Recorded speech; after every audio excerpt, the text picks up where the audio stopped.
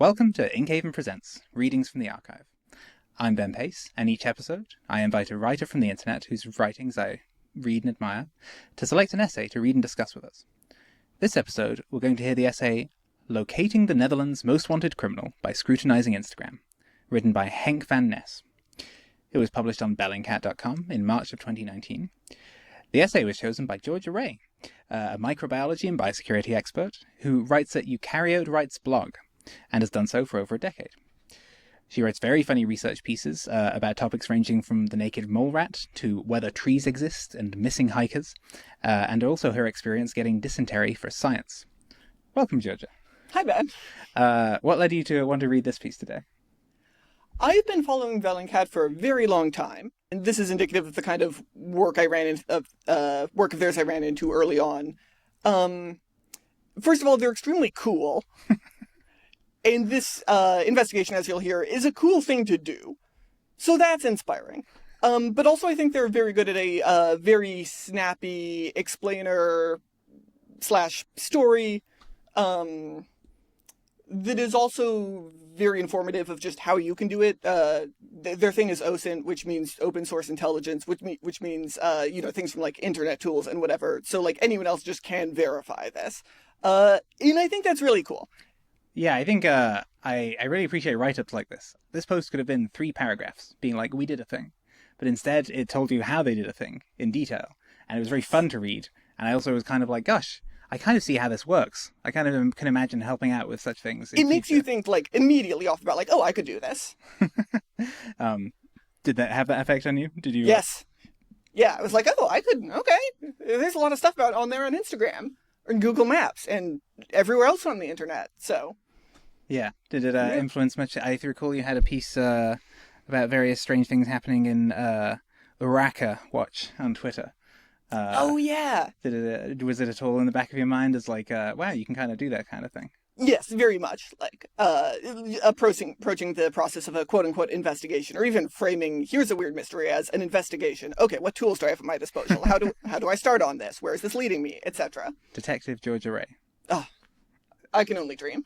Great. I think if there's nothing else we need to set up, I think this essay is pretty visual heavy, so we'll have a lot of photos during it. Yeah, I'll take a little bit of interpretation in presenting it in a audio format, but it'll be basically the same. Great. All right. Well, let's listen to that now. Due to recording issues, this is being later recorded by a member of our team. Locating the Netherlands' Most Wanted Criminal by Scrutinizing Instagram. By Henk van Ness on Bellingcat. A fugitive convict from the Netherlands is taunting Dutch police with provocative pictures and videos from Iran, playing a game of Catch Me If You Can on Instagram. I love my freedom and the weather, he has stated. Bellingcat was able to reveal the last known location of the criminal with the help of over 60 Twitter users. Here's how we did that. The escape. The fugitive, 35-year-old Shaheen Gebe, is on the Dutch Most Wanted list. On July 5, 2011, Gebe was sentenced for 2 attempted murders. In the city of 's-Hertogenbosch, on July 6, 2009, he tried to kill 2 individuals by shooting at them. He also robbed them of 175,000 euros. Gebe, born in Iran, was sentenced to a term of imprisonment of 13 years.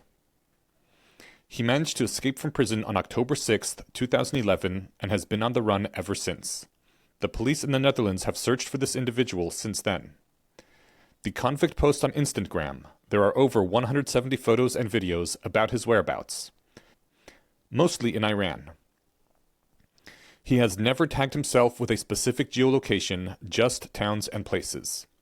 Only once, for a street in Tehran, the coordinates were very precise. Gebe's Instagram account was created in July 2015. It became private this month after he landed on the list of most wanted criminals. His last Instagram post is a clip from Scarface. Gebe's Instagram account contains provocative material, like personal videos accusing the ruling judge in the Netherlands, claiming the truth is very different. He tries to explain to his followers he is a nice guy who made a mistake. A Dutch police spokesman called this shocking and added, It is unbelievable how he distorts the facts and that he cares so little about his victims and our society. Apparently, he considers himself untouchable in Iran. Problems to solve.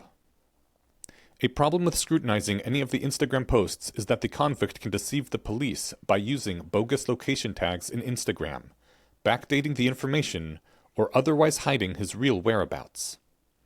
We looked mostly at clues where the convict is clearly visible and, at the same time, is near a traceable object.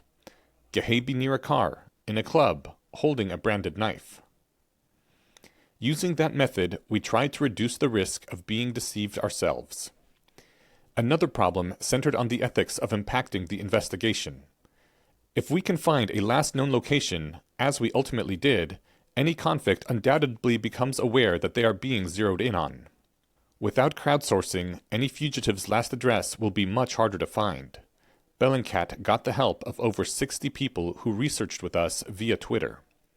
That research was conducted mostly on March 18, 2019. The police told the public they didn't know the location, but the public, via crowdsourcing, ultimately did. Here is an example of how transparency works both ways. It can be used by both good and bad people. We decided that we would send the police even the tiniest leads during our investigation, and that we would alert them the moment we would find something actionable, so they had at least a head start. Technical preparations. To get our hands on all the Instagram posts, we needed to prepare first. We followed these 3 steps. Browse Instagram on desktop. We didn't want to fiddle with a mobile or tablet, but work on a desktop computer. To do that, we downloaded Desktop for Instagram, a Chrome plugin. Download videos. Downloading over 170 Instagram videos and photos manually is time-consuming. We used a plugin for Chrome called Downloader for Instagram. It's fast, downloads all material in full resolution, and also supports Instagram Stories downloads. Find hidden connections.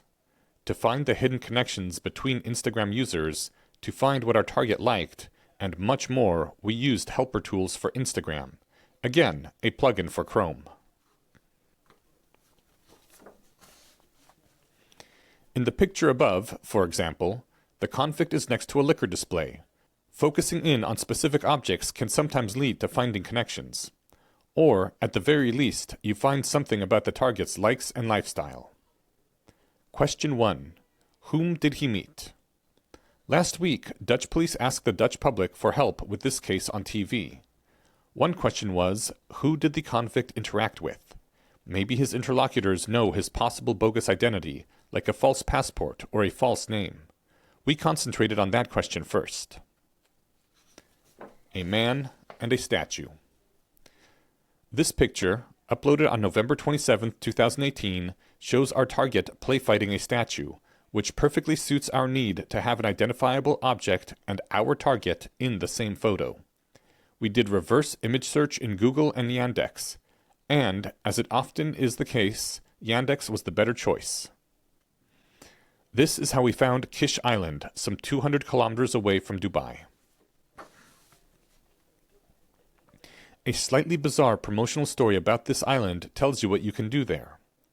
Women sit with cigarette in hand, wearing colorful headscarves pushed right back to reveal plenty of makeup and expensive hairdos. And the wide, palm tree-lined boulevards that circle the island of 100 square kilometers are full of top-end cars, including luxury American models. On the same day, November 27, 2018, we found a video where our target was near a car with a recognizable license plate. The video shows our target getting into a red car and driving away in it. The next step was for people with a great amount of patience. We tried to find hotels in Kish via Google Street View that matched the building in the video background. In the end, we found the exact spot, pictured here in daylight. Reverse imaging the license plate didn't work at first. Sometimes Google simply doesn't recognize a blow-up detail of a photo. You can, however, approach the problem just by typing in words you can see into Google Images without reverse searching the photo yourself. This leads to images of tourists driving the same red Chevrolet Camaro with the same license plate. Eventually, we found the Camaro supplier by clicking on some Instagram posts featuring happy clients. Our convict didn't steal the car. After he drove the Camaro, people were still renting it, as we found out after checking another series of posts by satisfied renters. So, we assume he had rented the vehicle as well. Kish Rent Car, a local car rental place, can shine a light on the current identity of our target. We have a first possible answer to our initial question. Whom did our target meet? Finding replies sent to other Instagram accounts. Did our target reply to other Instagrammers? To find out, we used this formula in Google. We don't want to see postings from the target's own account, but are still interested if he posted comments on the Instagram posts of others. This is what we found. Around August 3rd, 2018, our target asks knife._store, the Instagram account of an Iranian knife seller, if he can buy a knife and if it can be sent to him. He was prepared to pay 65,000 toman, which is around $15 for the knife. Later that year, on October 22nd, 2018, Gaby posted a photo of 2 knives on his own Instagram account. The one to the left is the Probus 3 Buck Gen 4 Fighting Knife M9 Scabbard USGI Military Wire Cutter. This model had gone on sale for a short moment in the autumn of 2018 at the previously mentioned knife store in Iran.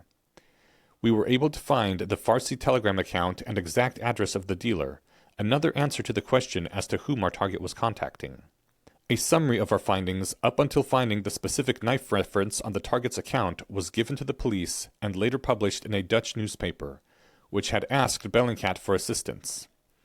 I also presented the preliminary findings at a conference of the VVOJ. Question 2. Where is he now?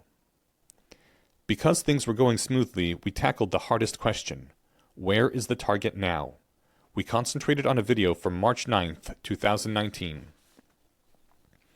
In this video, Shaheen Gaby mocks the police while standing in front of a house. More technical preparations.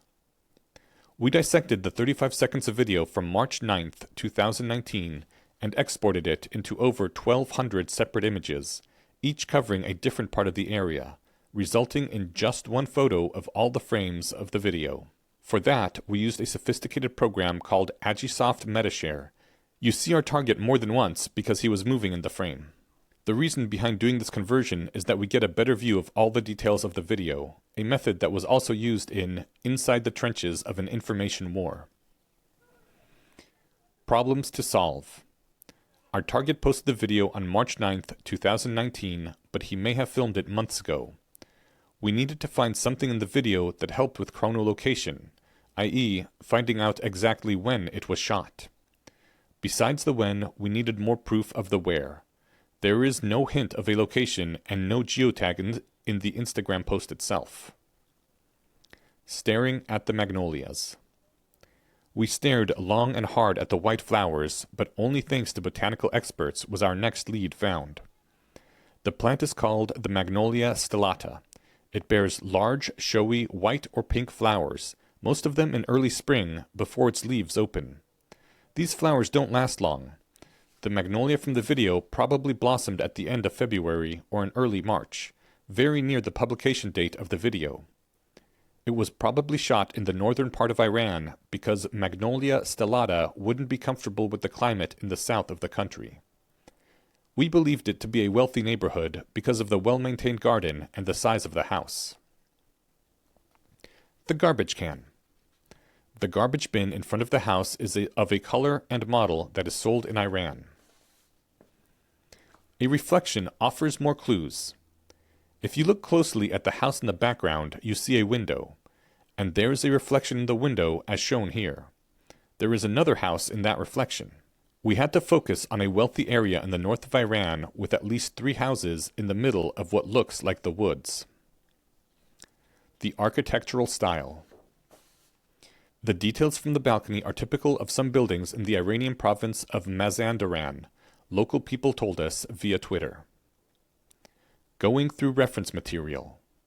We went back to the Instagram videos of Shaheen Gabi looking for material that could be from Mazandaran. In one video, published on October 5th, 2018, he is driving through the rain.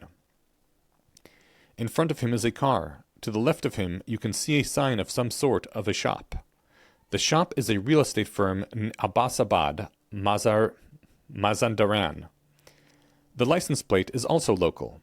It starts with the numbers 82, which is specific to the area, as Iranian journalist Ershad Alajani from France 24 Observers found out. The architectural style we previously honed in on is present in Abbasabad. At this point, Twitter was going wild. Some Iranians started spontaneously hunting for magnolias and orange garbage cans in the area by car. The mystery, however, was solved in London. Nathan Lee, a reporter of ITV, recently followed a workshop from Bellingcat with Elliot Higgins and the author of this piece. The Bellingcat course helped a lot. I did various Google image searches of Abbasabad, Tonkanagaban, Amardasad, and went on the premise of it being a rich, well-to-do area of Iran, he wrote. Just 15 kilometers from Abbasabad, in Amardasht town, Nathan spotted the house of the convicted fugitive. If you turn the 360 view around to the house across the street, there is a clear view of the same orange bin we found earlier. With the help of crowdsourcing, the second question was finally answered. I couldn't find the right words as evidence of my typo. Here there's a Twitter post. I am tremendous proud of all the OSINT people who helped Bellingcat this morning in finding a fugitive criminal person. The exact location is Google Maps link, and the police has been notified. Thanks all. Unsung heroes are Arshad Aljani and Nathan Lee TV. We asked an Iranian to find out more about the house. It is guarded. The houses in the area are not vacation homes, and the neighborhood consists of people who own their own places. Once more, we went back to older Instagram posting. We wanted to find out if some of the videos were shot inside the house we saw in his Instagram feed. We found 3 videos that were probably made in that house because they matched the placement of windows and other details we saw on the exterior. We found similar footage on another Instagram account. The account belongs to a friend of the fugitive. She is a lawyer. The fugitive attended this friend's wedding, according both to his and her postings. The groom is Shaheen Gabi's best friend. The bride claims it's at her house. Therefore, our target most likely lived at a friend's house. Now that we know how the inside of the house looked, we could chronolocate this Instagram post from Christmas 2018 in the same house. Therefore, our target has probably lived for months in that house. The wanted fugitive has since confirmed that the location is right. Can you trust the statement of a wanted convict? We don't need to answer that question ourselves. We found the exact spot thanks to open source investigation. But what now? Epilogue. Gathering all of our findings, we went to the Dutch police. They were very happy with the information and used it in their daily briefing when they decided what to do next. But their hands are tied. The Dutch Public Prosecutor's Office then announced that they would not be able to arrest our wanted convict. We have no extradition treaty. We studied our options, but we don't have any legal basis to arrest him or ask the Iranian government to do that. While this answer may be underwhelming, our quest demonstrates how social media and crowdsourcing can help pinpoint a criminal's location, even if said criminal thought he was playing a clever cat-and-mouse game. Thank you very much for reading that. What did you notice differently about it, reading it 7 years later than when you initially read it? Yeah, that's a good question. When I was initially reading it, and this kind of stuff, since they do a lot of work, I just thought this was, a good one that stood alone and also wasn't about, mass graves or whatever, which I thought would kind of be more of a downer. I was not explicitly paying attention to the style. It was mostly like, ooh, content. The content that they are trying to communicate to me. This thing they did, that's a cool thing to do. Because it is one of those pieces where the style is kind of fades into the background. It's not trying to be florid or communicate a lot. not directly by the writing style. But now that I've like thought about it and like paid it more attention to this thing, yeah, it's just a good write-up. It's good, it's clear, it does not like linger, but it tells you everything you need to know to get where they got. Yeah.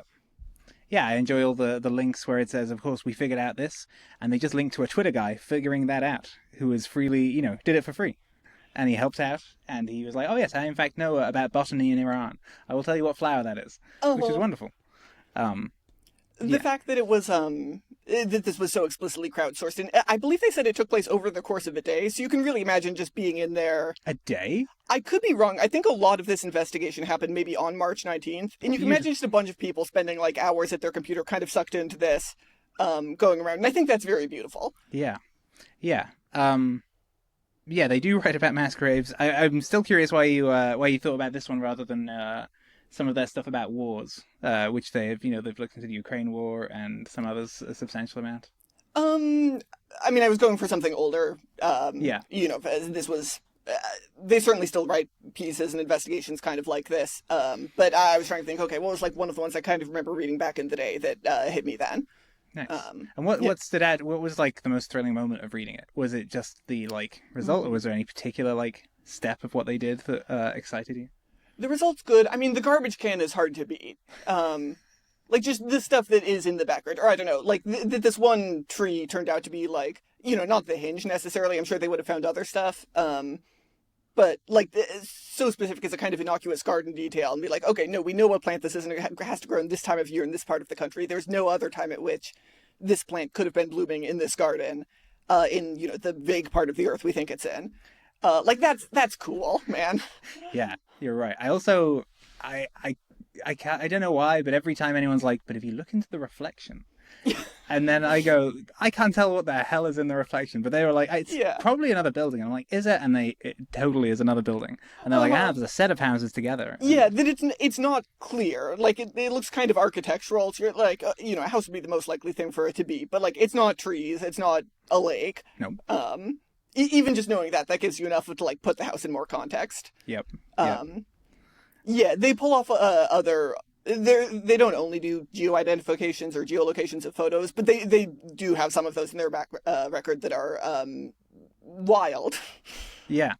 I also it was such a funny story about the guy because he was up, but like most fugitives are very quiet. But this was almost a Joker-esque level of, I'm coming out of my big mansion, I'm doing a little dance.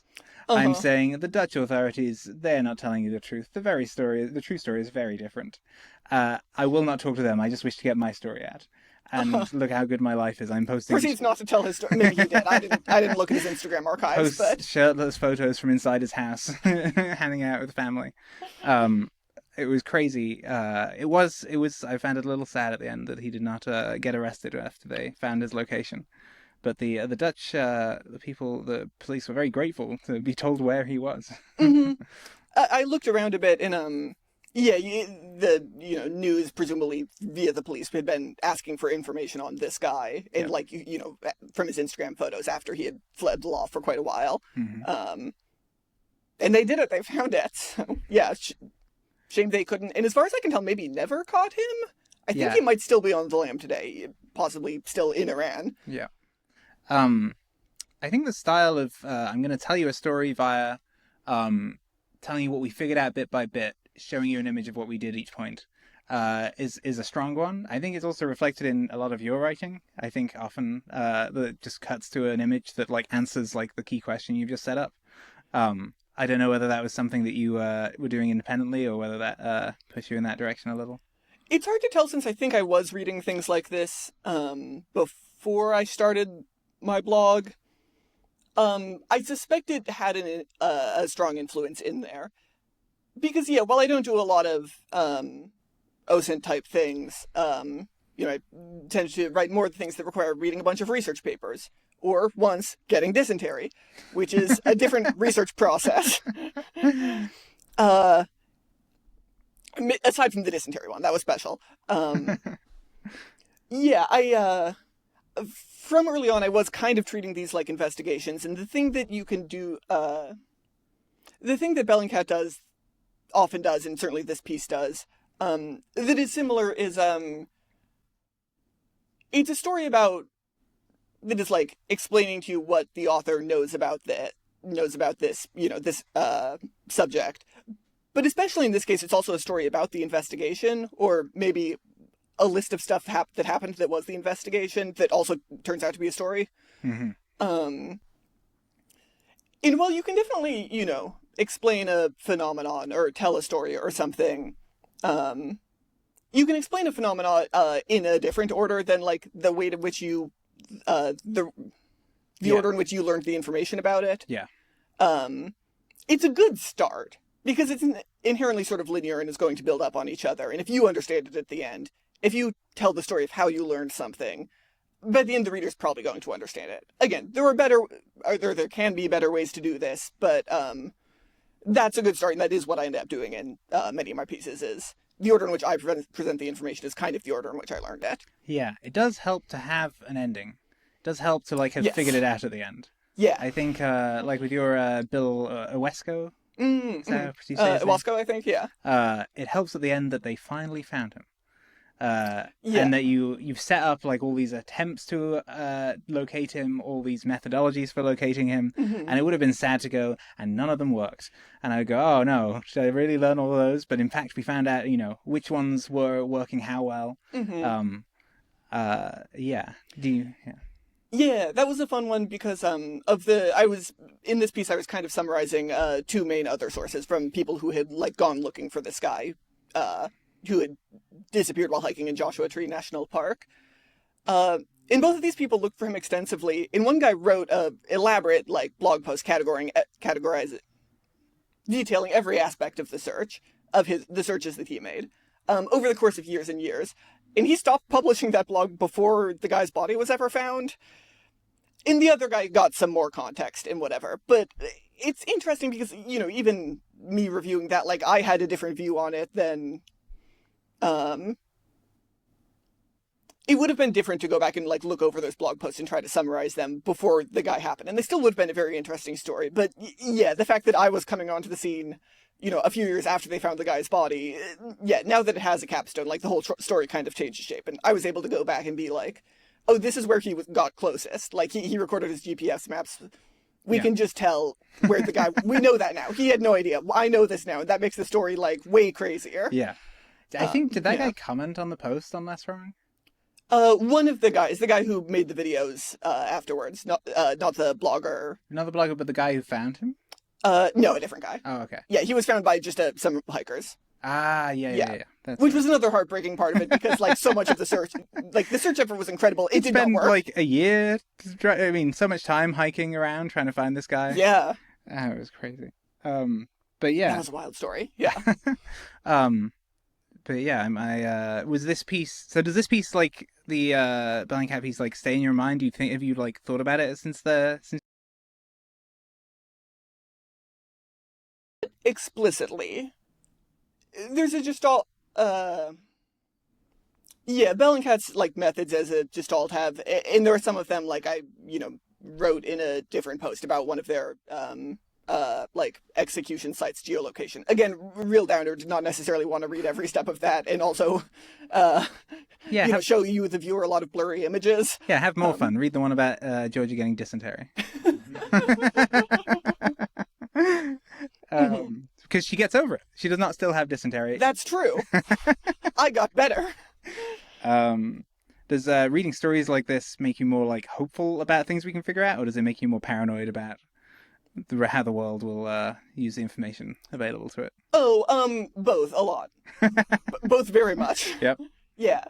Listen, if you're kids at home, if you're inspired to go out here and do OSINT, do it for good. Okay. This stuff is very much a double-edged sword, and yes, it is scary. I think through, I posted a lot on Facebook back in the day. Is that, I don't know. There's a lot of information that's out there now. Much of it can be used for read, but it's also cool that we can collate it into some stuff like this. Yeah, I think the fella who made Bellingcat, who is not the fellow who wrote this one, this is Hank Van Ness, which is his only piece for them, but his whole life is an OSINT thing. I think he worked for them as a trainer for a while, maybe during which he wrote this piece. I don't know, but yeah, he has his own blog. I think it's a blog. Yeah, he has a Substack with over He has a Substack. 10,000 subscribers. Yeah, where he talks about OSINT. So check Yeah. that guy's stuff out. but, Not yet. That's a personal failing. But yeah, I'm forgetting the name of the guy who founded Elliot Higgins. Elliot Higgins. Not only does he do it for good, but he seems to have been broadly accepted by the establishment and like celebrated for this. I think the EU occasionally calls him in to like do reports. Oh, that's cool. Yeah, I think it's a nice case from my perspective of citizen journalism, kind of, you know, being accepted and doing a great job, a good enough job that he has to be accepted. They also did the fantastic. He was closely involved in the is it Navalny? Oh yeah, Navalny poisoning. where he case. called the guy who poisoned him. I forgot he did that. Yes, They were yeah. like, I don't know the exact details, but I think they got him the numbers and they were close to the phone number of the guy and they were closely involved in uncovering that. Which is just undeniable at that point that he's doing a good job. That was such an incredible.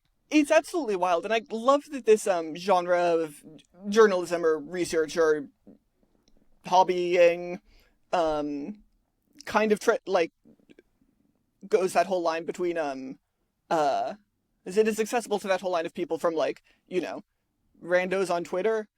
I mean, I guess the guy who was named here is a rando on Twitter. There was like a journalist and a guy who went to a Bellingcat workshop, but there are also like cases out there of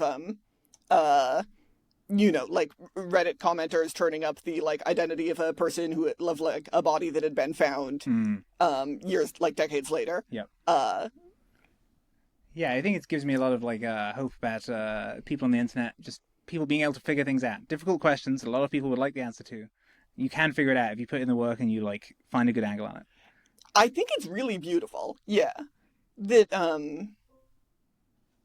that this happens in that like a lot of people, you know, Bellingcat is an organization. I don't know if like they paid this guy to write this or paid him in some capacity or whatever. This guy has a career, but like also a lot of people are just kind of interested in this thing on the grounds of like, hey, it's like cool to solve mysteries.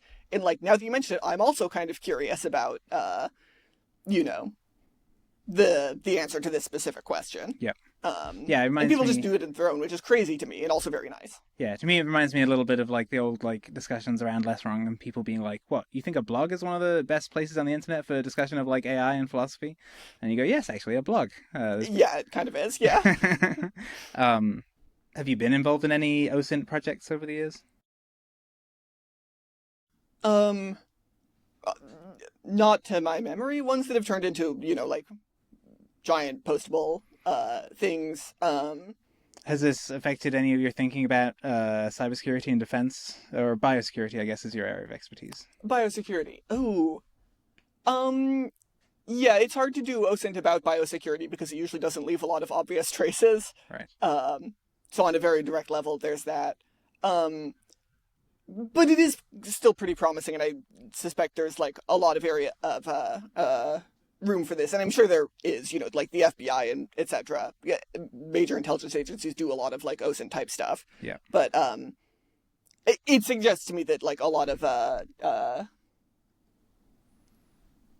questions about nefarious activity are potentially answerable because people leave a lot of online footprint these days. Yeah, especially with the invention of large language models that are very powerful. I wonder whether they will find a lot more information out about the world. I think it's really plausible. Yeah, especially if they're indexed on any social media site or something. I mean, even the standard fear that often comes up is that pseudonymous writers will be able to be identified from just patterns in their writing being compared to other people's writing and go, oh, it seems like these two people have similar patterns in their writing. I don't know what the current state of that is, but that strikes me as one of the things where, like, if it's not doable now, like in, 2 years, that will be insanely doable. Yeah, somewhere between 6 months and 4 years. Yeah, I was hitting my head. What's the range I'm about to say that's not going to embarrass me in 2 years? Is probably sooner though. Whatever. I'll say, and then it'll be 3 months, and we'll go, damn, why did I not include 3 months in my range? Yeah. Quick, let's just say a bunch of like month numbers, and then we can cut in the video afterwards. 1, 2, 3, 4, 5, 4 6, 7, months. 8, 9 months, years, days, minutes, hours. There we go. We've got everything. Nailed it. That's efficient podcasting. Yeah. Did it affect your views on privacy at all? Reading Yeah, but I still don't know in which direction. It's yeah. Yeah, it clearly could go either way. Like, obviously, it's cool that this work, that this existed and happened, and on some level, I kind of bet that, mostly if a lot of smart people are working for like not very much money to try and solve a problem, like probably that's like, or like work with this sorts of information, like probably they're mostly going to do good things with it. But also, I mean, I'm not reading like cool news articles about the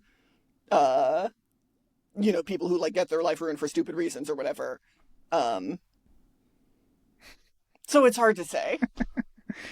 I think the funniest part to me was the video of the Dutch newscast where they're reporting on this heavy, serious criminal, and then they are just showing his Instagram photos, which are just like him living his best life. And they put out his video of him dancing and mocking the police. And then they call the police, and the police is like, it's unbelievable that he would distort the facts. And I'm like, surely you're the police. You have constantly seen people. It's like they have never considered that a criminal would lie. And yeah, I don't know. Just posting his and then he continues to have gotten away with it largely, even though it was it's incredible to have found out what we had. He did in fact get away with it. It is. The fact that they would just broadcast it straight was just, it seemed like a skit in some way, where they were like, of course, the criminal, the dirty, terrible, nasty criminal, and he's just like dancing in the background. Anyway,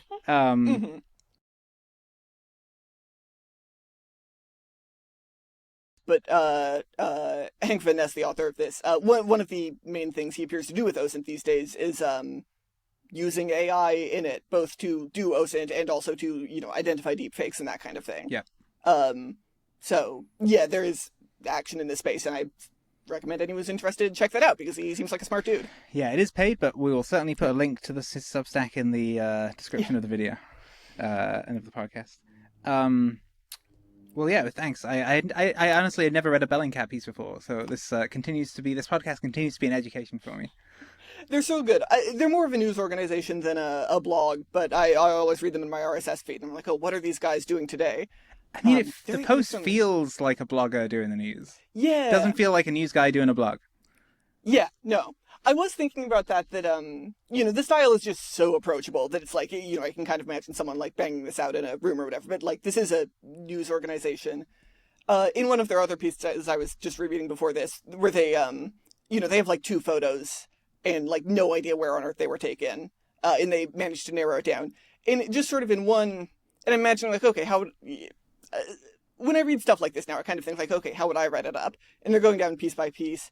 And then at one point they're like, okay, we'd have like beaches in these like vague area of the world we think it's in. Like I forget how big, 300 like radius circle, 300-mile radius circle of very populated area.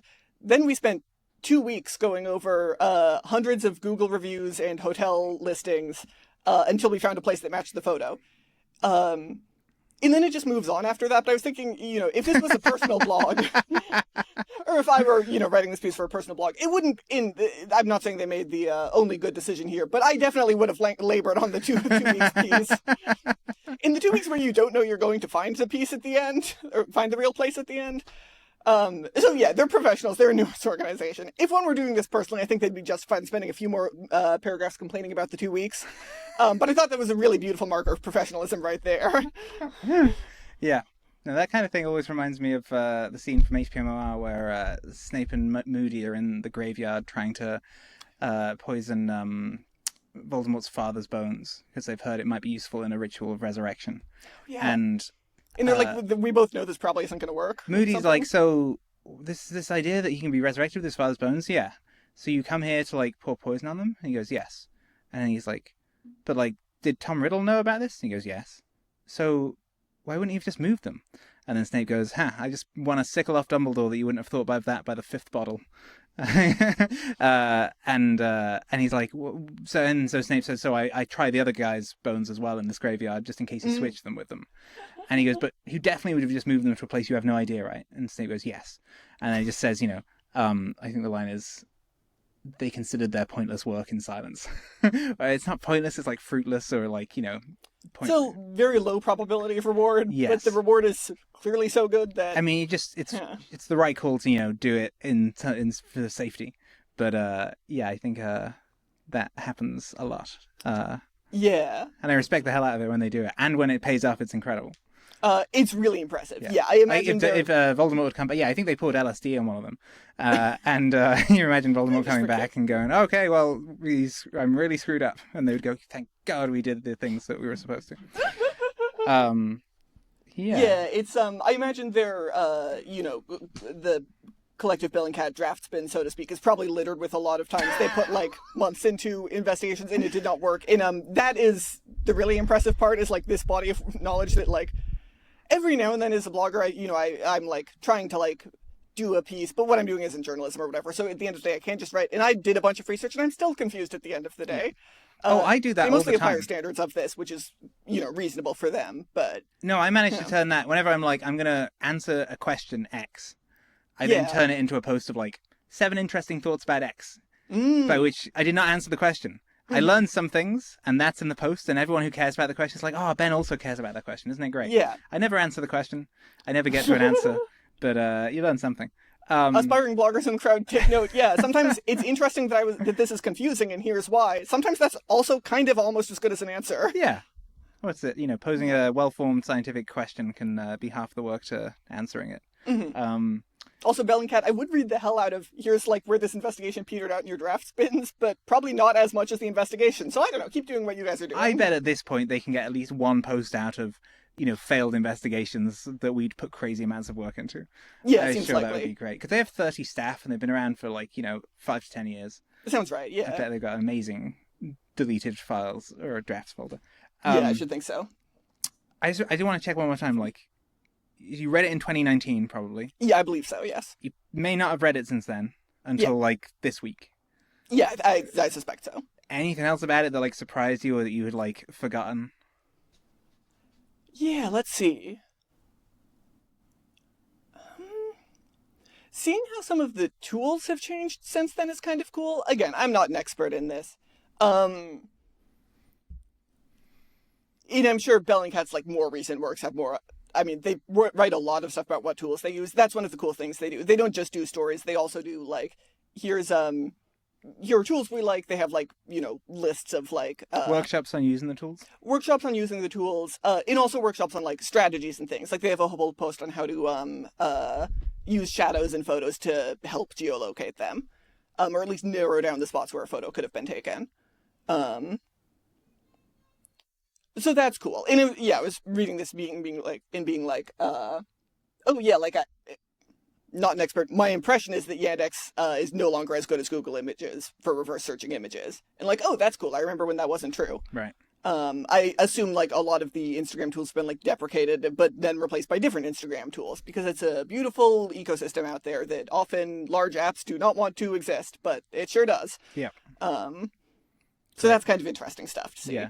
The specific tools they were it took all of our people a while to download the files. So here is the Instagram file downloader, which is a little faster. And that was one of the 3 most important tools of this whole project that they listed at the top. Mm-hmm. And I can believe it. Yeah. If you're, you're getting 60 people free online, and that's a friction point for them being able to search through stuff. Yeah. The tools in other OSINT investigations, that people have done or that I've looked about, sometimes you just have to look for, through 40,000 4chan posts or whatever. Right. It's probably in here, maybe.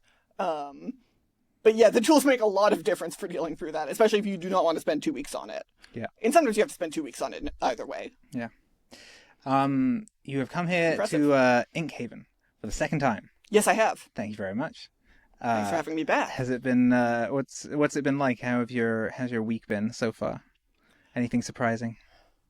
It's been good. There's been a lot of blog posts, and I've read some of them, and I would like to read a lot more, but there's a lot of them. Nice. We just added a feature where you can, if you're a resident or a writing advisor, you can mark on the public page which ones you've read and keep a track of them there and upvote on them. Oh, yeah. Smart. Yeah. That's what I'm doing at 10 p.m. each night, going into the study and just reading pieces. Oh, nice. Yeah. Has people brought you anything surprising for feedback on? Anything you didn't expect? I gave a workshop a bit ago on some of my thoughts on clickbaiting your audience with your titles more, which I don't think everyone should do, but I think if you're good, maybe you should do it. I think it was specifically the key word in the title was... excuse me, ethically clickbaiting your readers. You're right, I'm... and so did people bring you any ethical clickbaits, or did you encourage them to do it more? Brought me like a series of like diary stories about their life, and were like, help me choose good titles. And I was like, oh, these are like fantastic and are like not the kind of thing I would usually think of clickbaiting, but like the prose is like fast and cutting. Reading it seems like the kind of thing you might like. That would be appropriate to clickbait your audience on a little on, because it's good reading that they might be swayed into and would enjoy once they had been tempted into it. What was the ethical part? Because I think it's sad to like set up a question and not give them the answer. But I think it's a little bit necessary, and also to some degree it's the problem of nuance, where like if the answer is at all complicated, you can't just put it in the title. The promise you offer them, like here's why this happens. Do you have an example of one that you like, that you think is a good ethical clickbait? Yeah, okay, so a piece I wrote a while ago that it got a lot of attention. It got on Hacker News twice, which I didn't know could happen. And also, and this is the I'm gonna take a second to brag since I'm here. It got the highest award there is, which is it got mentioned on the Patreon bonus episode of a Starcast podcast that my Star Wars podcast that my sibling listens to. It wasn't even about a podcast about trees. They just brought up trees. I was wondering whether it was a Star Trek. It's the tree one. It's the tree one. Which has the most incredible clickbait title of all time, in that it says a true fact, and everyone needs to click on it because they do not believe it. Yes, exactly. Yeah, if you can baffle your audience with something that is like kind of true, that's a really good way to do it. Or get them a little angry that you said something so clearly false, and then explain why it's true. That's always a little scummier, but listen, if it works, it works. I'm not here to judge. So the title of this post, and I attribute the title is the I think the post was like good and was interesting, but I think the title is the only reason anyone read it. Which was, there's no such thing as a tree, parentheses, phylogenetically, close parentheses. Which we all call, there's no such thing as a tree, because no one's remembering the word phylogenetically. Exactly. The one piece of good feedback I received on this was that, on the title of the piece, the fact that I forgot tree ferns was another good instance of feedback, and also that I said pineapples grow on trees, which they don't. I've seen a pineapple plant, I don't know why I said that. But on the title, someone told this to someone else, and they were like, I would have clicked on this if I'd seen it in the wild, if it didn't have the word phylogenetically there, because that's nerd stuff. And I'm like, okay, you're fair enough, and you're right. So I appreciate so that. As long as it's true, but the true part is forgettable in parentheticals and uses a complicated word, then people will click on it because they go, well, what's going on here with the words that we all understand? It's pretty good, right? Yeah, because that is the most forgettable one, and it sort of answers the, not exactly. I think even if you're like, ooh, I know something about phylogenetics, you'll still be a little confused at that point. I can't tell at this point whether we should summarize for the reader the point that the post makes, or merely leave them needing to click on the title in order to find out the answer. Yeah, we're off the Bellingcat track right now, but that's fine. What I will, as a clarifying example, here are some other titles I considered for this piece. If I really wanted to be the most direct, best summary of that piece I could do, hear me out. Trees are paraphyletic. No one is going to read that. This is unclickable. Yeah. Yeah. I've never even heard the word paraphyletic before. Exactly. It means they have they evolved from different common ancestors. Like the common ancestor of all trees was not a tree, and plants keep evolving into trees, and trees evolve into plants, and vice versa all the time. I see. Yeah, but that's unreadable. No one wants to read that. No. Or if I could have gone really artsy with it, convergence. Also unclickable. No one wants to read that. Even fewer people somehow would have clicked on it than the last idea, which is no one. So yeah. That's a good example. Great. Yeah. Those are some thoughts on clickbaiting, which Bellingcat doesn't do. If they do it good. Again, the title was great. It was how it's let me get the exact wording. Locating the Netherlands' most wanted criminal by scrutinizing Instagram. Again, it sounds false.